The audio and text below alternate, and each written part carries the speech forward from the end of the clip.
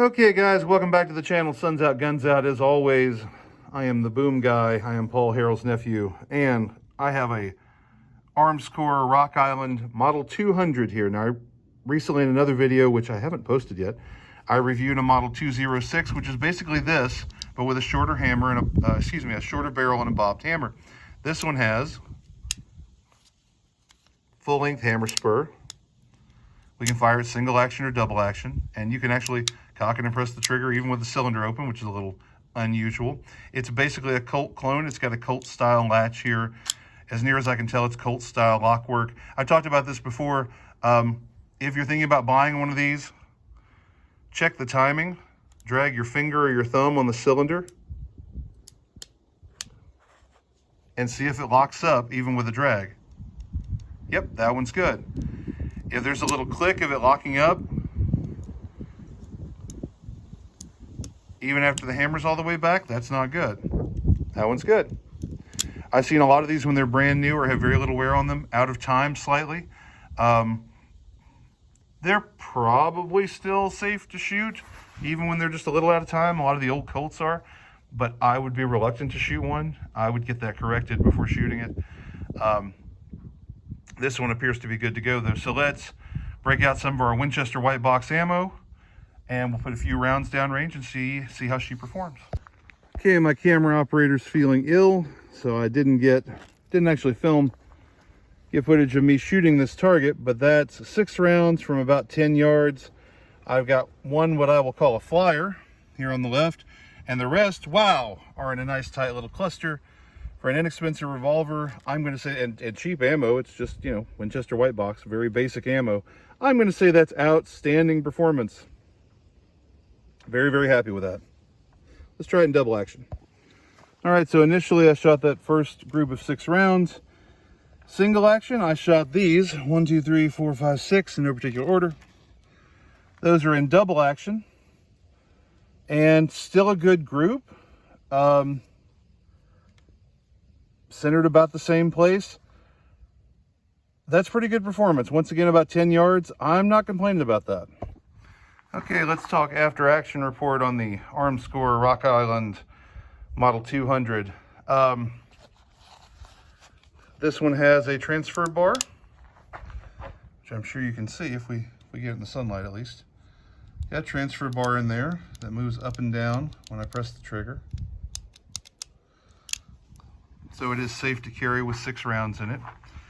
I found, at least for me, with my hand shape, when this finger came across this screw hole in the grips, it's a hot spot. It's got a little sharp little edge of plastic there, and that was actually pretty uncomfortable in recoil, and I had to look out for that.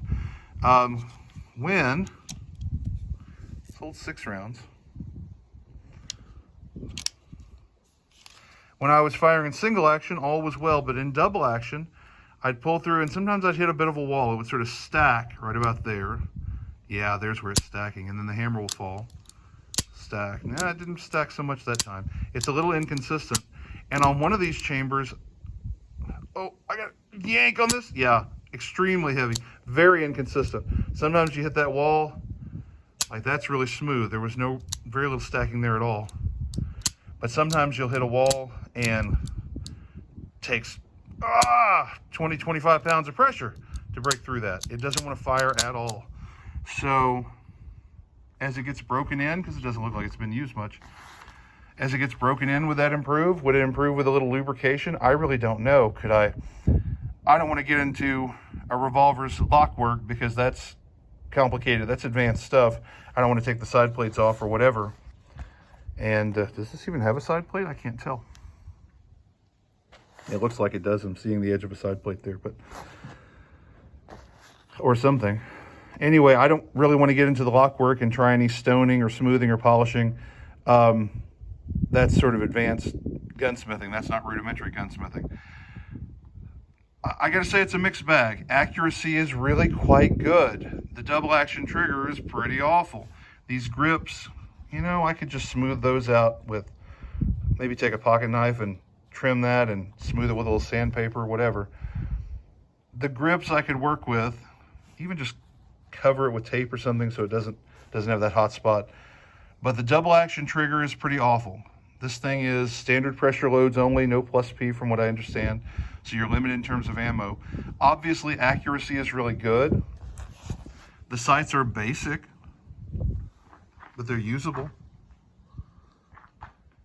Really basic fixed sights. Depending on lighting conditions, that front sight may be more visible or less visible than you want. You could paint it black to make it bolder. You could paint it white, you could paint it orange, paint it chartreuse, whatever. There's a lot you could do with this. It's not a bad revolver, especially for the money, but it's not a great revolver. I would still rather have this than a Taurus.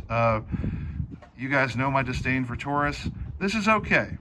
For a really budget revolver, this is just fine, and accuracy is better than fine. Accuracy is really quite good, but it's a mixed bag. I cannot give this my unequivocal recommendation, but if you, for whatever reason, needed a revolver, and I would probably, unless I get this really broken in, probably just stick with single action. Single action trigger is really quite good.